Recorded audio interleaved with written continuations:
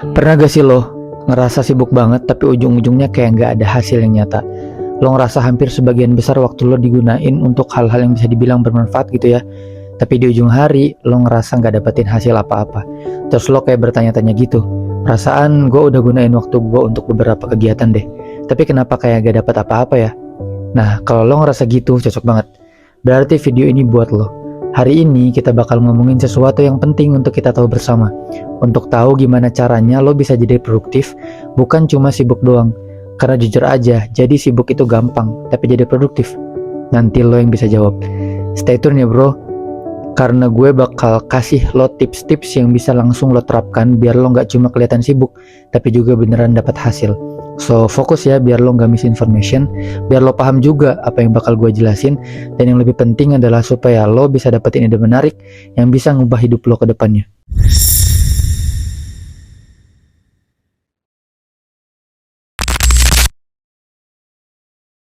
Oke, kita harus tahu dulu nih perbedaan sibuk dan produktif itu seperti apa sih?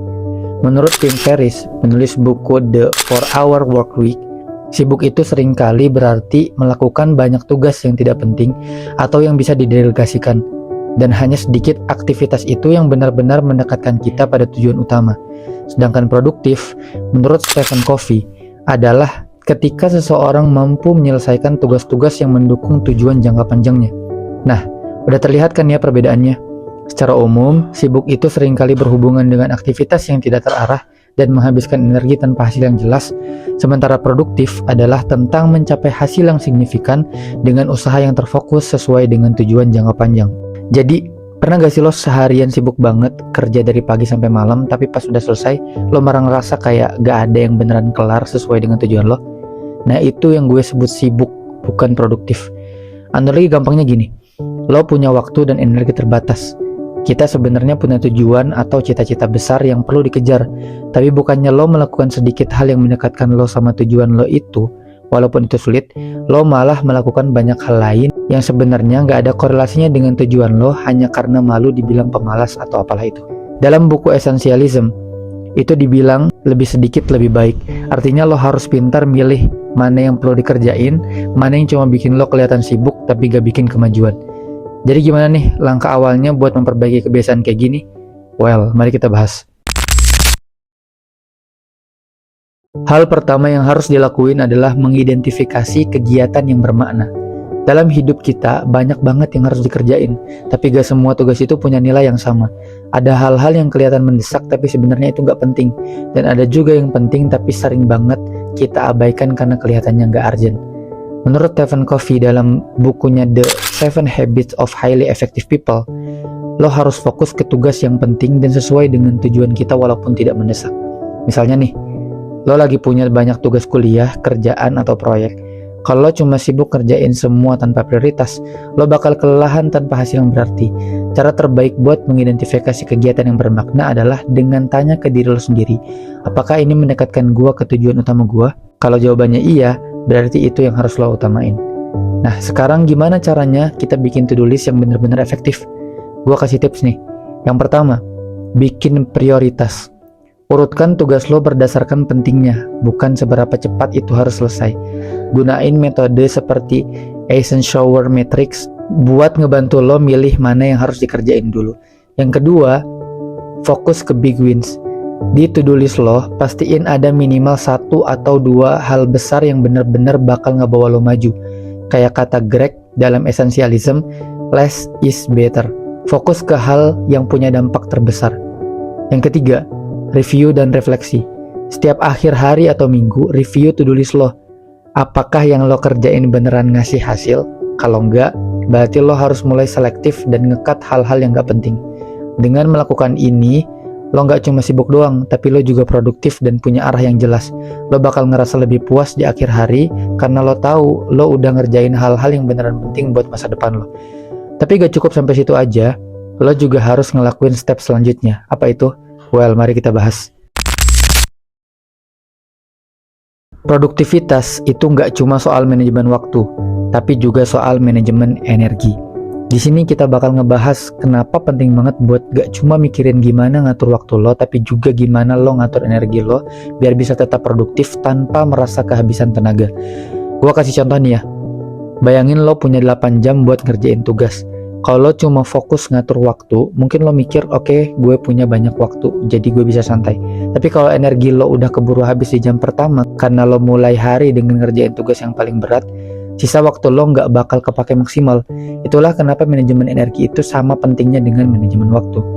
Lo harus tahu nih, kapan waktu terbaik lo buat ngerjain tugas-tugas yang butuh konsentrasi tinggi.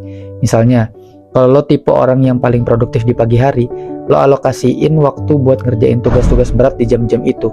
Ini yang disebut dengan time blocking. Lo ngeblok waktu khusus buat tugas yang butuh banyak energi, dan sisain tugas-tugas yang lebih ringan buat nanti pas energi lo udah mulai menurun. Terus ada juga nih yang namanya energi mapping. Ini lebih ke gimana lo ngidentifikasi waktu-waktu dalam sehari di mana lo punya energi paling banyak. Dengan tahu pola energi lo bisa nyesuaiin tugas-tugas lo. Kalau misalnya lo tahu nih setelah makan siang lo sering ngantuk dan lemes, nah jangan pakai waktu itu buat ngerjain hal-hal penting. Simpen tugas ringan kayak balas email atau beresin meja buat jam-jam itu. Akhirnya, dengan gabungan time blocking dan energi mapping, lo nggak cuma jadi lebih efektif dalam ngatur waktu, tapi juga lo bisa ngerjain tugas dengan kualitas yang lebih baik karena lo tahu kapan waktu yang tepat buat ngerjain tiap tugas. Dan yang paling penting adalah lo nggak akan ngerasa capek yang sia-sia karena energi lo dipakai dengan cara yang paling optimal. Makanya lo akan butuh sesuatu yang akan gue bahas di segmen selanjutnya. Jadi gini, kita sering mikir kalau produktif itu ya tinggal kerja terus aja ya, non-stop. Tapi kenyataannya otak kita juga perlu waktu buat recharge, kayak gadget yang lo pakai. Kalau baterainya habis, lo harus ngecharge dulu biar bisa dipakai lagi kan. Nah, otak kita juga gitu. Kalau kita terlalu sibuk dan nggak ngasih waktu buat istirahat, kita malah bakalan lebih cepat burn out dan hasil kerja kita nggak bakal maksimal. Makanya penting banget buat nyelipin waktu istirahat di tengah kesibukan kita. Contohnya, kita bisa pakai Pomodoro Teknik. Teknik ini nyaranin kita buat kerja fokus selama 25 menit, terus ambil istirahat singkat selama 5 menit. Habis 4 kali Pomodoro, lo ambil istirahat lebih lama, kayak 15-30 menit. Dengan cara ini, lo nggak cuma jaga fokus lo tetap tajam, tapi juga kasih otak lo waktu buat refresh.